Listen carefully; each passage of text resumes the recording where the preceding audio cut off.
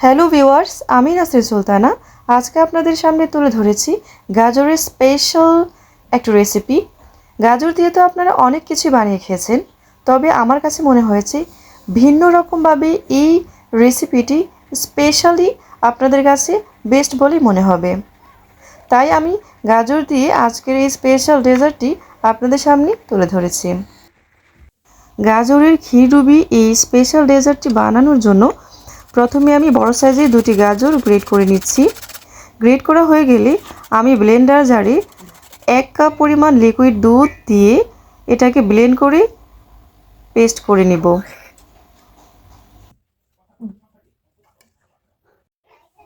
গাজরের পেস্টটা ঠিক এইরকম হবে, একদম পারফেক্টলি পেস্ট হয়েছে। তারপর চুলায় একটি প্যান বসিয়ে এর মধ্যে দিয়ে দেব আমি 2 টেবিল চামচ ঘি। ঘিটা গরম হয়ে আসলে দিয়ে দেব গাজরের সেই পেস্ট যেটা আমি আগেই ব্লেন্ডার করে রেখেছিলাম। এই পেস্টটার মধ্যে আমি দিয়ে দেব সামান্য পরিমাণ অরেঞ্জ ফ্লেভার। এই অরেঞ্জ ফ্লেভারটা দেওয়ার কারণ হচ্ছে এই ডেজার্টটাতে সুন্দর একটা কালার আসবে এবং সুন্দর একটা স্মেল আসবে। দিয়ে দেব স্বাদমতো চিনি। দেওয়া হলে ভালো করে নেড়ে চেড়ে যখন পানিটা একটু শুকিয়ে আসবে ঠিক তখন আমি দিয়ে দেব 1/2 কাপ পরিমাণ সুজি।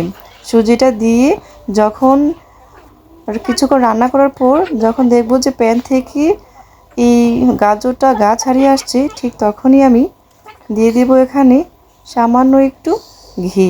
আবারও আমি ঘিটা অ্যাড করছি। এরপর চুলা থেকে উঠিয়ে আমি এটাকে একেবারে ঠান্ডা করে নেব এবং একটা চামচের সাহায্যে একই পরিমাণে আমি সবগুলো ডেজার্টের শেপ দিয়ে দেব।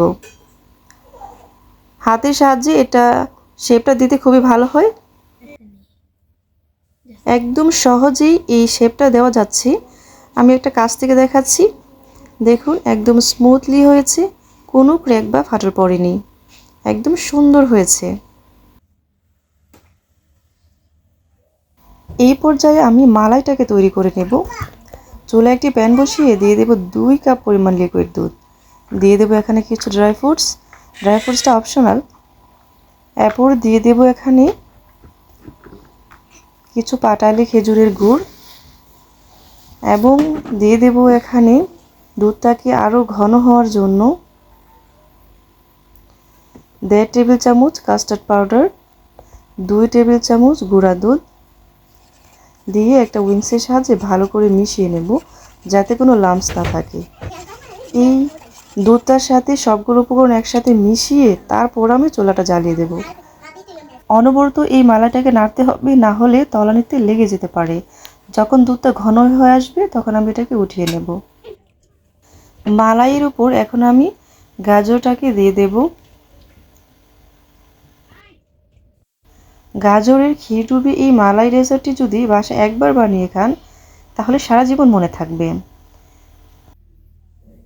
গাজরের এই ক্ষীর মালাই ডেজার্টটি অতিথি আপ্যায়ন অথবা ঈদ স্পেশাল দিনেও যদি আপনারা একবার এটাকে বানিয়ে খান মন প্রাণ একেবারে জুড়িয়ে যাবে এবং একবার খেলে মনে হবে যে এর আগে কেন খেলাম না। তো বন্ধুরা, আমার ভিডিওটি কেমন হয়েছে অবশ্যই কমেন্টে জানাবেন। ধন্যবাদ।